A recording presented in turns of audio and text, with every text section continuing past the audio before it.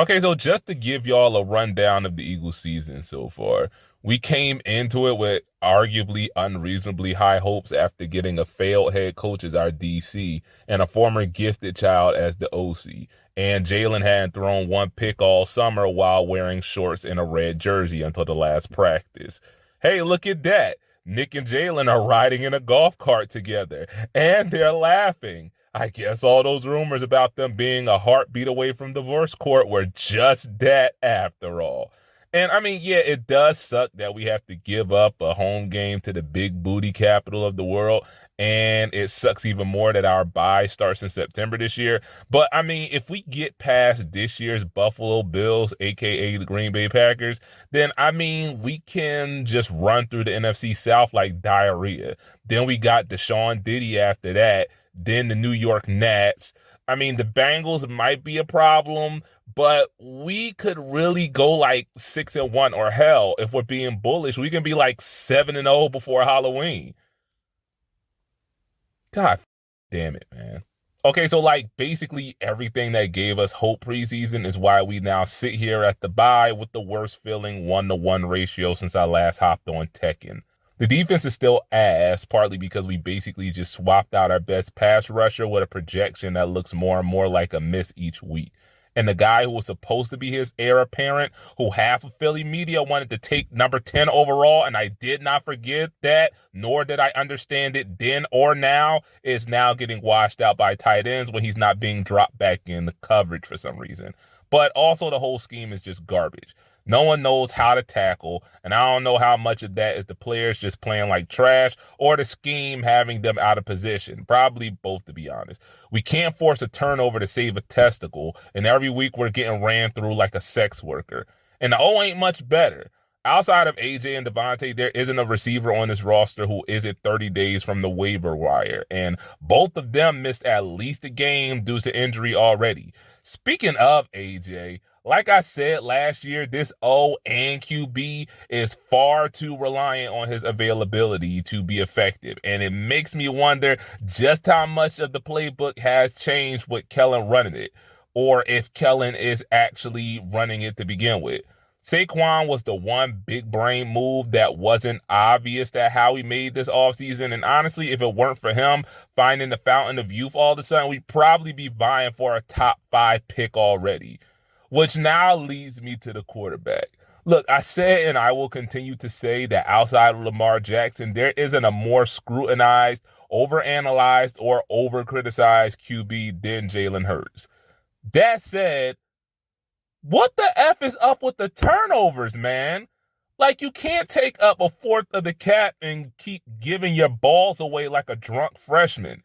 And yeah, some aren't completely his fault, like the red zone pick in Brazil where AJ slipped, or the one against New Orleans where Devontae just got deboed off his route. And some, I mean, if we're going to be real, didn't really matter anyway, like the one at the end of the Falcons game. And I don't care what Eagles Twitter has to say about that. And truth be told, it's not even interceptions that annoy me. It's the effing fumbles, man, like the John in Tampa Bay. Like, where the do you think Levante went? The Fort Myers nigga? It's shades of Carson Wentz or even Josh Allen in the first half of 2023. Jalen is developing, or rather he has developed, a nasty habit of playing Messiah ball when the chips are down, or he doesn't trust the scheme enough to play in structure. And I'm sorry, boss, you just don't have the arm talent of someone like Wentz or Allen that make me not have a mini heart attack every time you turn your back to the pass rush. Like I said, Jalen is overly criticized to the point that a lot of us armchair football scouts, and yes, that includes the sports bloggers and Twitter journalists, that we ignore what he does bring to the table. Like, to sit there and say that Hurts hasn't been good since 22 is not only wrong, but it's the most head-ass take I've seen since this morning's first take episode. Like, seriously, how many other QBs in the league are coming back to win that New Orleans game with half their O dropping like flies, including like the whole right side of the O-line? How many QBs do you see shrugging off two of the ugliest picks you've ever seen and winning a shootout in a foreign country? Like recency bias and social media throws aside, if we're projecting a quarterback's future based on what he's already proven capable in the conditions that he's proven incapable in, who are you really going to take over Jalen? Pat, Lamar, Allen, and Burrow. That's pretty much it.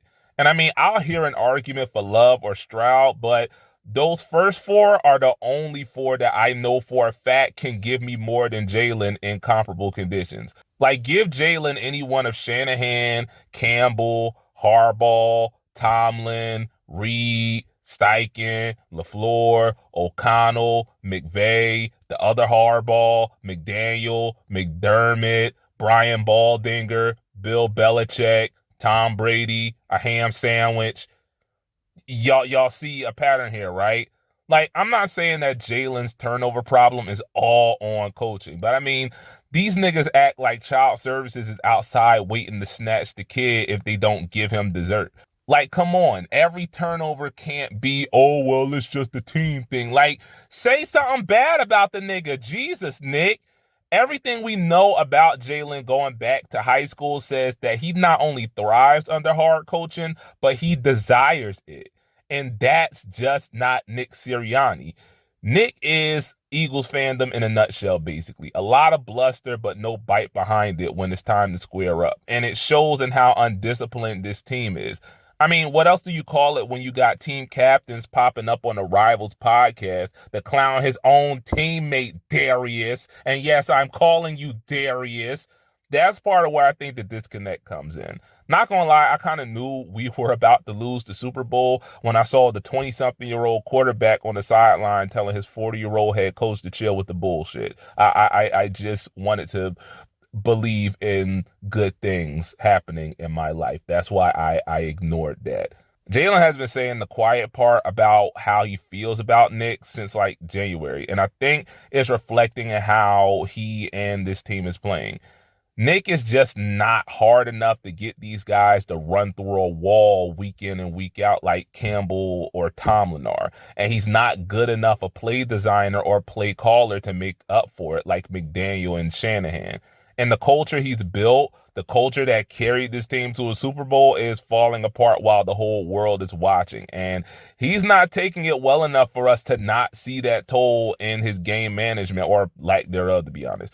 I don't think this team trusts the coach to steer them through adversity. And I mean, 23 did happen, and so did all of those boneheaded fourth down and end of game decisions this year. And the further we get from 23 while experiencing the same results, especially seeing the success the scapegoats are having elsewhere, it's getting harder and harder not to point the finger squarely at Howie Roseman. Yeah, that's the plot twist for you. Yeah, see, if you ask me, Nick is just an extension of Howie. That's kind of why Doug got ran out of town. He wanted more autonomy than the front office was willing to offer after the whole Chip Kelly debacle.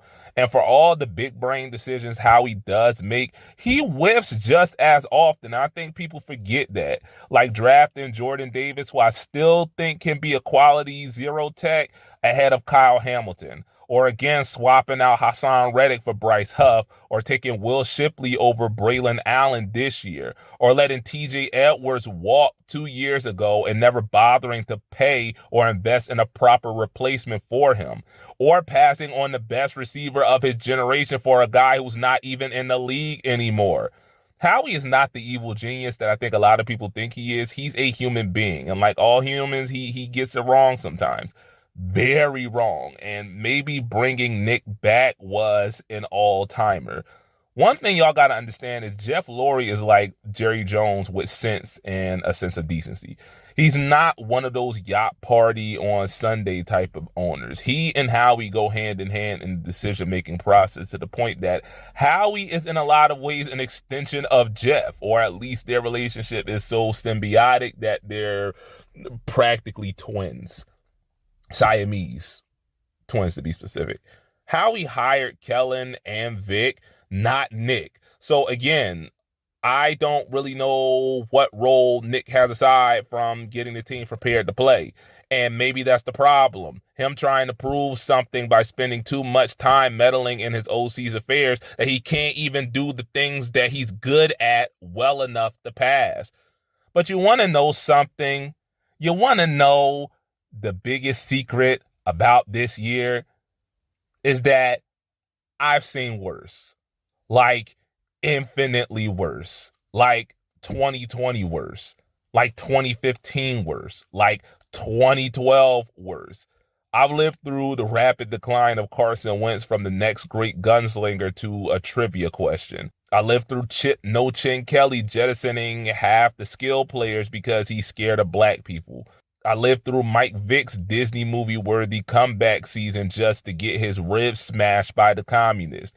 I lived through the dream team, man. That like Jesus Christ. That's all that needs to be said. My point is, unlike back then, there is hope for this team yet. And seriously, if you were a fan anytime prior to 2017, I don't know how you can look at this team and not believe that. Like, I swear that Chip had turned some of y'all into the most insufferable of spoiled brats. So basically, Cowboys fans, to be real. The problem with this team are fixable for the most part, in my opinion. Like, move Cooper to nickel full time and stop playing your corners like 10 yards off, Vic. Honestly, I'm not super worried about the interior D line, but I don't know what you do about edge besides, I don't know, maybe give Jalen Hunt a shot. I mean, he can't be any worse than Bryce and Nolan have been, can he? As far as the O goes, like, have y'all not seen what Baltimore is doing or Detroit or most of the other contenders are doing, including yourselves? Like, use that all-world O-line of yours and force feed Saquon until he throws up. Like, I don't understand how or why we wait until we're already in a hole to give this man the ball and then say, all right, boss, just go make a play. And I mean, I don't know how you fix Jalen or honestly if Jalen needs to be fixed. Like I said earlier, this is the only quarterback that I could think of where we dock him for throwing to his best playmakers, but then we crucify him for not playing well when those playmakers are unavailable. Like, Jesus, do y'all not see how head ass that is? Make up your minds. And again, I don't know if he doesn't trust the scheme or he doesn't trust any receiver not named AJ or Devontae, but I would sit down with this man and I would tell him, dog, throw the damn ball to someone else for once. It will make your and my life so much freaking easier, man. I'm not saying that any of this can be done easily. I'm not even saying that they will be done. But you're not going to play halfway down the prime meridian on a field designed like a slip and slide and then have to travel for 3 weeks after that and end the trip playing 4 hours down both your starting wideouts and your best offensive player in a freaking sauna for the rest of the season. The NFC South is much better than most of us predicted, Tampa specifically. You have a promising young secondary with Quinyon Mitchell being an early defensive rookie of the year candidate, an interior line duo with a ceiling as high as heaven, basically, and actually NFL caliber linebackers for the first time in like half a decade. Linebackers, man. You still have one of the best receiver duos in the league, a top 2 running back, maybe 3 when C-Mac gets healthy, the best tackle duo in the game, and an interior that's barely a tier behind them, and one of the most underrated tight ends in the league. And you also have Jalen freaking Hurts, man, the author of one of the best Super Bowl performances that we've ever seen, albeit with a lost fumble that arguably was the deciding score, but whatever. The MVP favorite as late as week 12 of last year. Like, did y'all forget that part? A guy who at every point of his college and even pro career proved his doubters wrong. And remember, won himself the honor of being the highest paid player in history for like 5 minutes. And as much as Nick has done to dig this team into a hole, don't forget he has since to change course in 21 during the bye, and we wound up with a playoff berth after starting the season out 2-5. He coached us to the Super Bowl 2 years ago, and as bad as that collapse was last year, he still managed to finagle a 10-1 start out of it. Point I'm getting at is Philly fans can be insufferable at times, man. Most times, honestly, especially when things aren't going well. And in '08, we started out 2-2 and got dogged walked so bad by Baltimore that Donovan got benched. And then we wound up in the conference finals. So what I'm saying is, how about y'all shut the fuck up? Seriously, shut up. Log the hell off of Twitter and just see where things go. Worst case scenario, Nick gets fired and we can hire Ben Johnson. So it's a win-win anyway, man. Whatever. Go Birds.